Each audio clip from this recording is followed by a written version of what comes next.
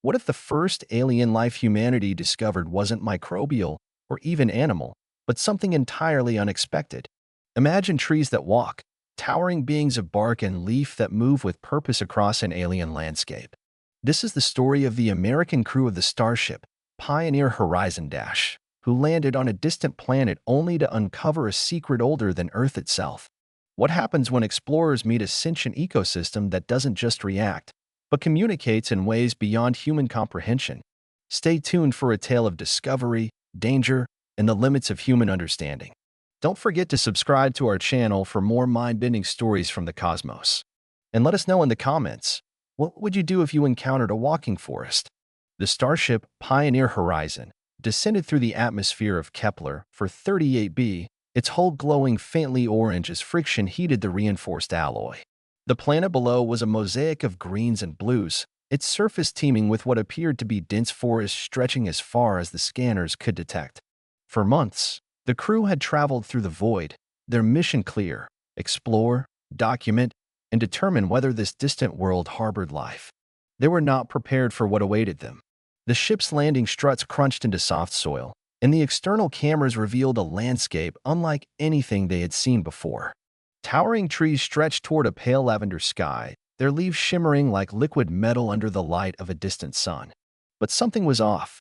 The trees moved, not swayed by wind or shaken by tremors, but shifted deliberately, their roots lifting from the ground and resettling elsewhere. It was as though the forest itself was alive, not merely biologically, but consciously. The crew disembarked cautiously, their boots sinking slightly into the spongy earth. Each step was accompanied by a faint hum, as though the ground itself resonated with energy. The air smelled sweet, almost floral, but carried an undertone of something metallic. The lead scientist, Dr. Elena Carter, knelt to examine the soil. She ran her gloved fingers over the surface, noting how it seemed to ripple beneath her touch. Nearby, Commander Jack Reynolds scanned the horizon with a handheld device, its screen flickering with readings that defied conventional interpretation. The trees loomed above them, their trunks impossibly wide and textured with patterns that resembled ancient runes. As they observed, one of the trees detached itself from the ground entirely, its roots coiling like serpents before propelling it forward in slow, deliberate strides. The sight was mesmerizing, yet deeply unsettling. No one spoke, but the weight of the moment hung heavy in the air. This was no ordinary forest, it was a living, breathing entity. The crew set up a perimeter, deploying drones to map the area while they established a temporary base camp. The drones buzzed overhead, their cameras capturing footage of the moving trees. Some of the trees seemed to interact with one another, their branches intertwining briefly before separating again. Others moved in small groups, forming clusters that rearranged themselves periodically. Back at the camp, Dr. Carter analyzed samples of the soil and air, her instruments registering compounds that didn't match any known chemical structures. Meanwhile, Commander Reynolds studied the movement patterns of the trees, attempting to discern a logic behind their actions. The crew worked in silence, each member acutely aware of the strangeness surrounding them. As night fell, or what passed for night on this alien world, the trees began to glow faintly, their leaves emitting a soft, phosphorescent light. The forest transformed into a sea of green and gold, pulsating gently as though in rhythm with some unseen heartbeat.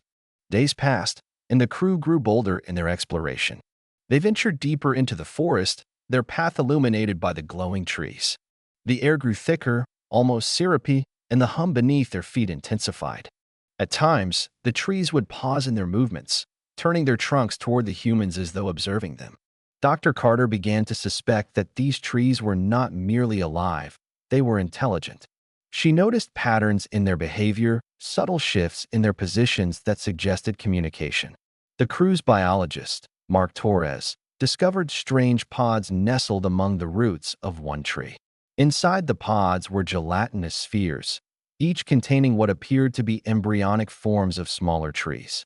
It was as though the forest was nurturing its young, protecting them until they were ready to join the collective. The realization sent a shiver down everyone's spines. This was not just a forest, it was a society. As the days turned into weeks, the crew began to feel the weight of their isolation. The forest was vast, endless, and unyielding in its mystery. Supplies dwindled, and tensions rose. Dr. Carter spent hours poring over data, searching for a way to communicate with the trees. She theorized that the hum emanating from the ground might be a form of language, a vibration-based system akin to Morse code. Using a modified sonar device, she attempted to replicate the frequencies, broadcasting simple patterns into the soil. To her astonishment, the trees responded. One massive tree approached the camp, its roots lifting high into the air before settling gently around the perimeter. Its branches extended outward, forming a canopy that glowed brighter than ever before. The crew watched in awe as the tree began to sway, its movements synchronized with the vibrations beneath their feet. It was as though the forest was trying to speak. The crew's excitement was tempered by caution. They had no way of knowing whether the tree's intentions were benign or hostile. Still, they pressed on, determined to unravel the mystery. Dr. Carter refined her experiments, using increasingly complex patterns to gauge the tree's responses. Over time, she identified distinct phrases in the vibrations, sequences that seemed to correspond to specific actions. When the crew broadcast a particular pattern, the trees would gather closer, their branches interlocking to form intricate shapes. Another sequence caused the trees to retreat, their roots retreating into the soil as though withdrawing from view. The crew began to piece together a rudimentary understanding of the forest's behavior, though much remained unclear. Meanwhile, Mark Torres focused on the pods, studying the growth patterns of the embryonic trees. He hypothesized that the forest was capable of rapid adaptation, evolving in response to environmental changes, or perhaps even to the presence of the humans. One evening, as the crew gathered around a holographic display to review their findings, the forest erupted into chaos. A sudden tremor shook the ground, sending the crew stumbling. The trees began to move erratically, their roots thrashing and their branches flailing. The glow from their leaves intensified, bathing the landscape in blinding light. Dr. Carter scrambled to her equipment, attempting to decipher the vibrations now coursing through the soil. The patterns were chaotic, disjointed, unlike anything they had encountered before. Commander Reynolds ordered the crew to retreat to the ship, but the ground beneath them began to shift, forming ridges and valleys that blocked their path. The trees surrounded them, their movements deliberate and ominous. For the first time, the crew felt fear, not just of the unknown, but of the possibility that they had overstepped their bounds. The standoff lasted for hours. The crew huddled together, their equipment useless against the overwhelming power of the forest.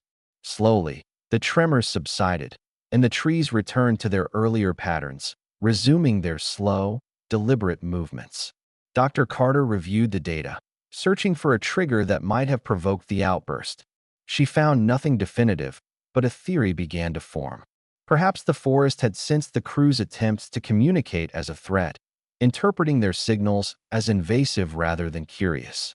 The realization weighed heavily on the team. They had come as explorers, seeking knowledge, but had inadvertently disrupted an ancient ecosystem. The forest, it seemed, was not merely intelligent, it was protective, guarding its secrets with a ferocity that rivaled any predator. Determined to make amends, the crew devised a new approach. Instead of broadcasting their own signals, they focused on listening. Dr. Carter modified the sonar device to act as a receiver, capturing the vibrations emitted by the trees. Over time, she identified recurring patterns, sequences that seemed to repeat at regular intervals. These patterns formed the basis of what she believed to be a rudimentary language. The crew began to mimic these patterns, not as commands, but as gestures of respect. Slowly, the forest responded. The trees resumed their earlier behavior, moving with purpose but without aggression. The glow from their leaves softened, casting a gentle light over the landscape. The crew felt a sense of relief, though they knew their work was far from over. Understanding the forest would require patience, humility, and a willingness to adapt. Weeks turned into months, and the crew's relationship with the forest deepened. They learned to navigate its rhythms, timing their movements to coincide with the tree's migrations. They discovered that the forest was not uniform. Different regions exhibited distinct behaviors, as though the trees were organized into clans or tribes. In one area, the trees formed intricate spirals, their branches weaving together to create towering structures that resembled cathedrals. In another, the trees moved in perfect synchronization, creating waves of motion that rippled across the landscape. The crew documented everything, their recordings filling terabytes of storage. Yet for all their discoveries, one question remained unanswered. Why had the forest evolved such intelligence? What purpose did it serve in this alien ecosystem? Dr. Carter's breakthrough came unexpectedly. While analyzing the vibrations, she noticed a pattern that repeated at precise intervals, coinciding with the planet's orbit around its sun. The pattern was complex, layered with subharmonics that suggested intent.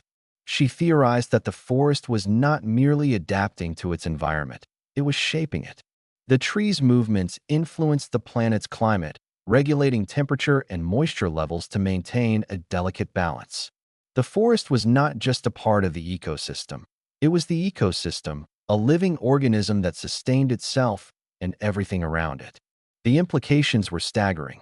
If true, the forest represented a form of life far beyond anything humanity had imagined, a being that existed on a planetary scale.